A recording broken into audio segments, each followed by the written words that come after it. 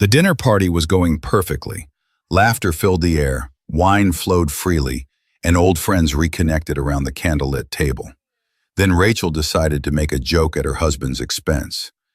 "Maybe Tom should skip dessert," she said with a laugh, patting his stomach. "We don't want the fat pig getting any bigger, do we?" The room went silent. Tom's fork clattered against his plate. Their friends stared at their napkins, anywhere but at Tom's face. What Rachel didn't know was that Tom had just received life-changing news that morning. News that would turn her cruel joke into the biggest regret of her life and start a chain of events no one saw coming. Before we continue with this incredible story, please kindly subscribe to my channel and hit that like button. It really means a lot to me. Share this video with someone who needs to hear it. You won't believe where this story goes. Now, let's get back to what happened next. "I'm hosting the dinner party at our place on Saturday," Rachel Chen announced, scrolling through her phone as she sat in their Denver living room. "The Hendersons are coming, plus Mike and Jennifer from your office." Tom looked up from his laptop where he was reviewing quarterly reports for his accounting firm. "That sounds nice. What can I help with?" Rachel barely glanced at him. "Just stay out of the way in the kitchen, and maybe wear that black shirt. It's more slimming." Tom felt the familiar sting but said nothing. Over the past 2 years of marriage, Rachel's comments about his weight had become more frequent, more cutting.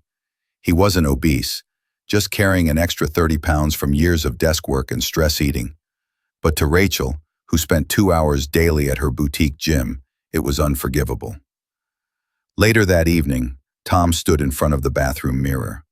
At 34 years old, he had a kind face, warm brown eyes, and yes, a softer midsection than when Rachel first met him. His phone buzzed, a text from his best friend Derek. "Looking forward to Saturday. Haven't seen you guys in weeks." Tom smiled, remembering college days when he, Derek, and Mike would stay up all night playing video games and eating pizza, back when Rachel wasn't around to count his calories. On Friday morning, Tom sat in Dr. Martinez's office at Denver Medical Center. He'd been coming for routine checkups about his weight, but today's appointment was different.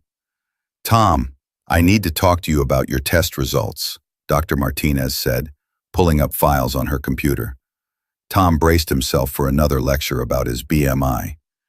"You have a tumor on your adrenal gland," she continued gently. "It's called a pheochromocytoma. It's been causing hormonal imbalances that led to your weight gain and high blood pressure." Tom stared at her. "A tumor?" "The good news is it's almost certainly benign, and it's operable," Dr. Martinez explained. "But this explains everything. Your weight gain despite dieting, your fatigue, your blood pressure issues. None of it was your fault, Tom." "None of it was my fault," Tom repeated slowly. "I've scheduled you for surgery 3 weeks from now with Dr. Patterson, one of the best endocrine surgeons in Colorado," she continued. "After we remove it, your metabolism should normalize.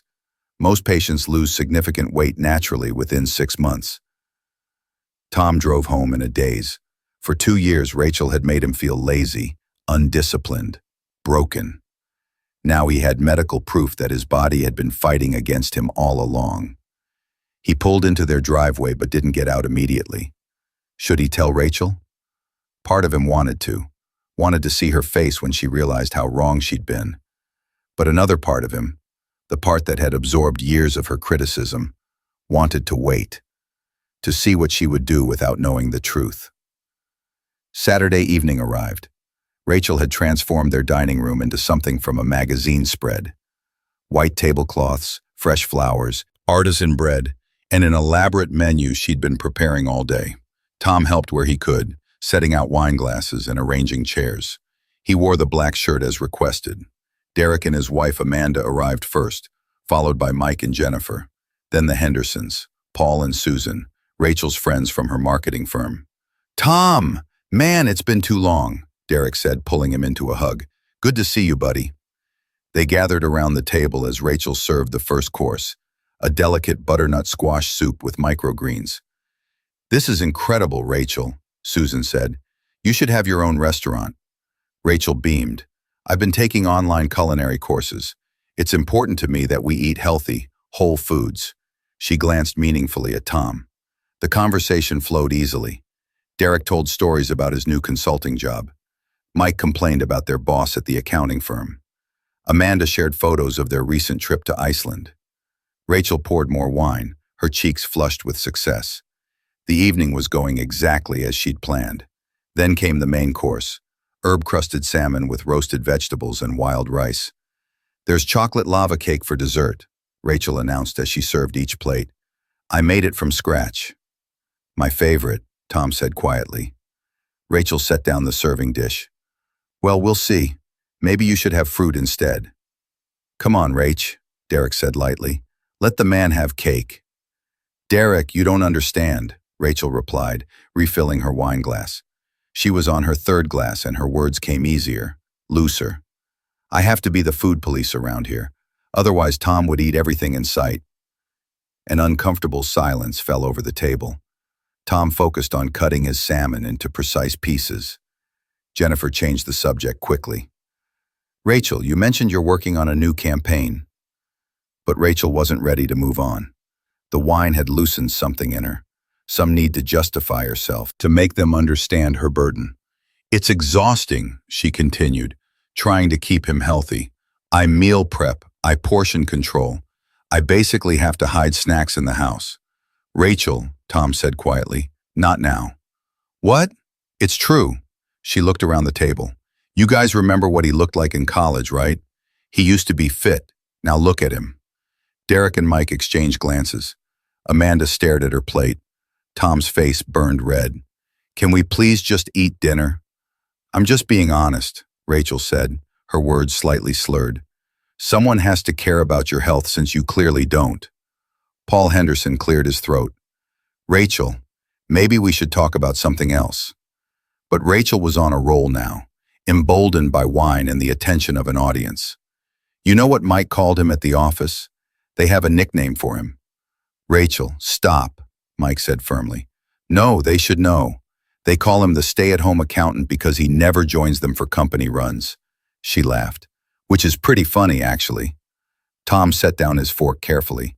His hands were shaking. "And don't even get me started on the beach vacation we had to cancel because he didn't want anyone seeing him shirtless," Rachel continued. "Do you know how embarrassing it is when your husband won't even go swimming?" "That's enough," Derek said, his voice hard. But Rachel had passed the point of stopping. She stood up to get another bottle of wine, slightly unsteady. As she passed behind Tom's chair, she patted his shoulder. "Maybe Tom should skip dessert," she said with a laugh, her hand sliding down to pat his stomach.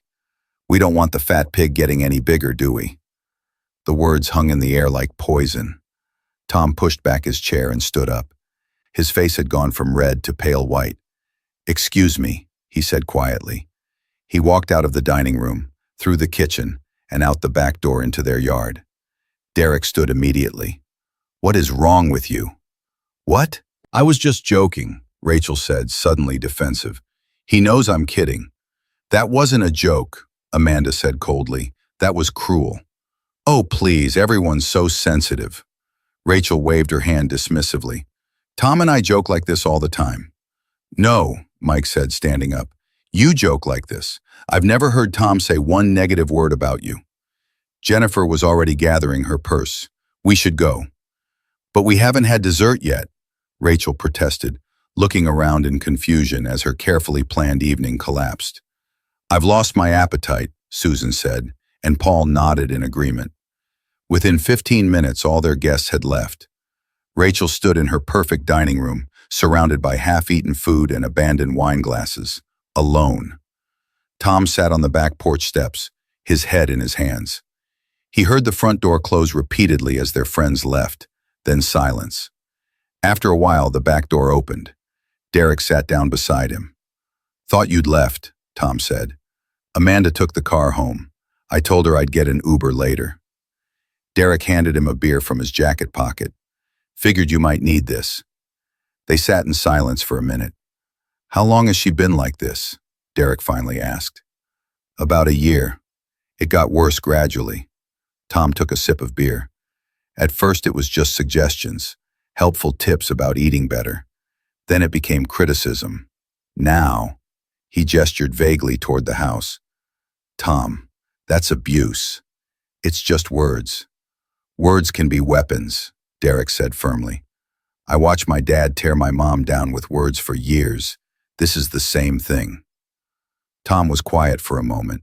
Then he said, I have a tumor. Derek turned to stare at him. What? Found out yesterday.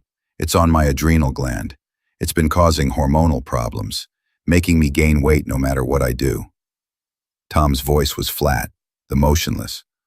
All this time it wasn't my fault. My body was literally working against me, and she was calling me a pig. Does she know? Not yet. I was going to tell her this weekend. Tom laughed bitterly. Guess the timing didn't work out. When's the surgery? 3 weeks. Dr. Martinez says after they remove it, I'll lose the weight naturally. My metabolism will go back to normal. Derek was quiet for a long moment. What are you going to do? I don't know. Tom stared at the stars. Part of me wants to tell her right now, make her feel terrible for what she said. But another part of me, what?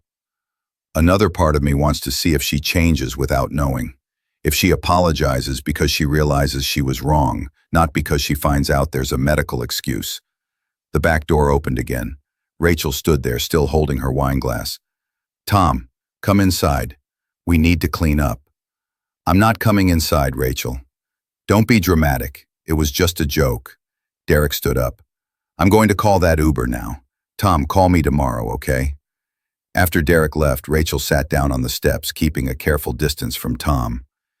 Everyone's so sensitive, she muttered. I don't understand why they all left. You called me a fat pig in front of our friends. It was a joke, Tom. You know I didn't mean it literally. Tom turned to look at her. In the porch light, her face was flushed from wine, defensive and confused.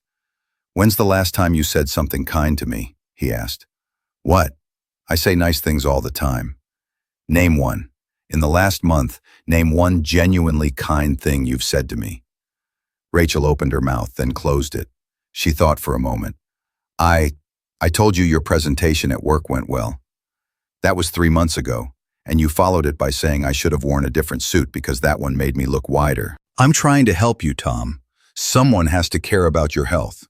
No, Tom said quietly. You care about how I look. There's a difference. That's not fair. Isn't it? Tom stood up.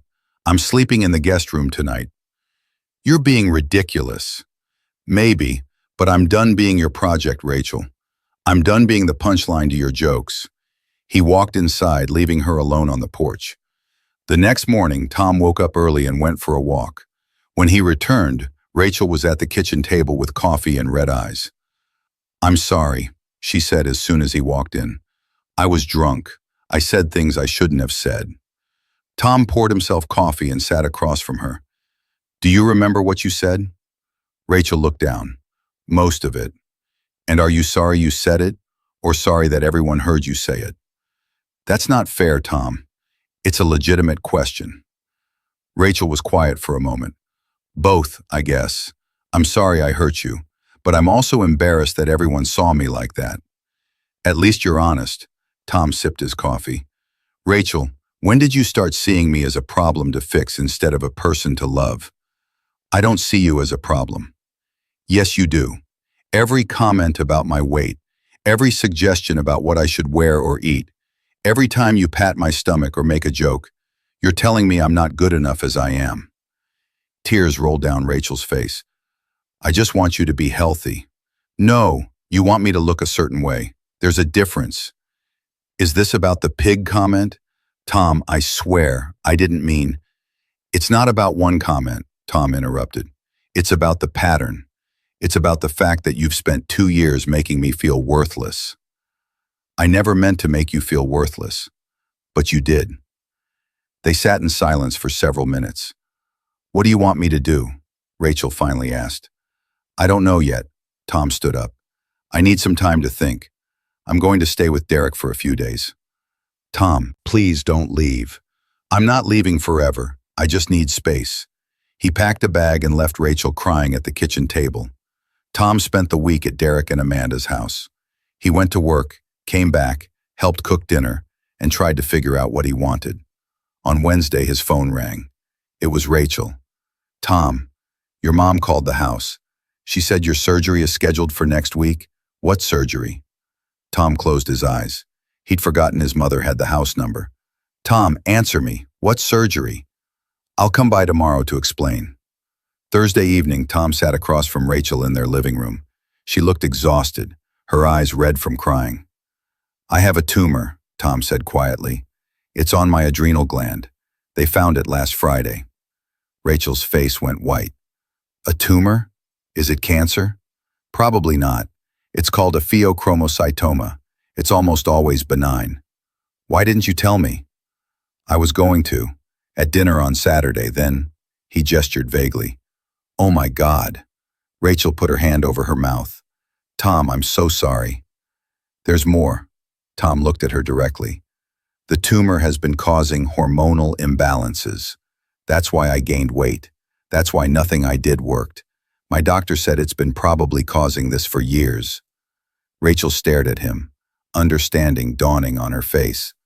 "All this time," she whispered, "all this time you were blaming me for something I couldn't control." Tom finished. "You made me feel lazy, weak, disgusting, and it turns out my body was fighting a battle I didn't even know about." "Tom, if I had known—" "But you didn't know," Tom interrupted, "and that's my point. You didn't know what was happening in my body, but you judged me anyway. You assumed the worst about me." Rachel was crying now. "What can I do? How can I fix this?" "I don't know if you can." Tom stood up. "The surgery is next Tuesday. I'll be in the hospital for a few days. After that, recovery takes a few weeks. I want to be there. Please let me be there." Tom looked at his wife, the woman he'd loved enough to marry, who had slowly broken him down piece by piece. "You can visit after the surgery, but Derek's going to be my emergency contact and primary support person." "That should be me." "Yes, it should be, but right now, I don't trust you to support me without making it about yourself." The surgery went smoothly. Dr. Patterson removed the tumor, and the pathology report confirmed it was benign. Tom spent 3 days in the hospital. Derek visited daily. Amanda brought home cooked meals. Mike and Jennifer stopped by with flowers and magazines. Rachel came twice. Both times she sat quietly, her usual confidence replaced with uncertainty. "How are you feeling?" she asked during her second visit. "Tired, sore, but okay." "The doctor said the prognosis is good." "Yes." Silence stretched between them. "Tom, I've been going to therapy," Rachel said suddenly. "I scheduled an appointment the day after the dinner party. I've seen Dr. Williams 3 times now." "That's good." "She asked me why I was so critical of you. I didn't have a good answer." Rachel twisted her hands. "We've been unpacking a lot. About my mom, about how she raised me, about the messages I internalized about appearance and worth." Tom listened but said nothing. "I'm not making excuses," Rachel continued. "I'm trying to understand why I hurt someone I love, why I needed you to look a certain way for me to feel okay about myself. That's something you need to work on." "I know, and I will." Rachel stood to leave. "I know I can't fix this with words, but I'm going to try to fix it with actions." 6 months passed. The divorce papers remained unsigned on Tom's desk. He'd lost 45 pounds without trying. His blood pressure had normalized. His energy had returned.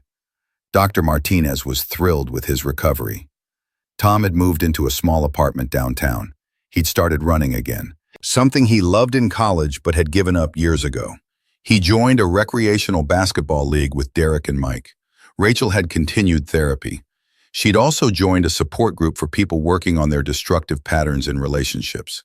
She didn't call constantly or beg him to come back. Instead, she sent occasional texts. "Saw this article and thought of you. Hope work is going well. The garden you planted is blooming." 3 times she invited him to dinner. 3 times he declined. On the 4th invitation, he said yes. Rachel had sold their large house and moved into a modest condo. When Tom arrived, he barely recognized her. She'd cut her hair short.